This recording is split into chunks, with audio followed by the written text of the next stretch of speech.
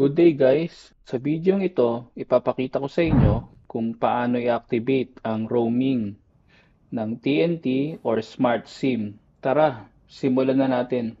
Ipasok na natin ang TNT SIM card sa SIM card slot ng ating smartphone.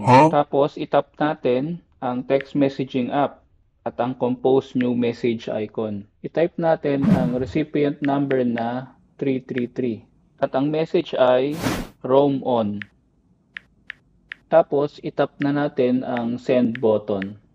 Sa parteng ito, ang kailangan natin gawin ay mag-antay sa text message ni Smart para malaman natin kung activated na ang roaming ng ating TNT or Smart SIM.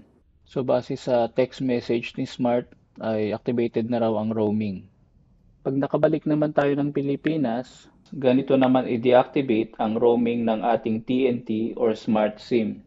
Itap lang natin ang text messaging app at ang compose new message icon. I-type natin sa recipient ang 333 at ang message ay roam off.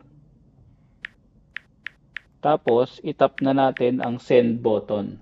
Then antay lang ulit tayo ng ilang segundo para sa text message ni Smart na nagsasabing deactivated na ang roaming ng ating TNT or Smart SIM. At pwede na ulit tayo mag-subscribe sa local prepaid offers. Salamat po sa panonood guys.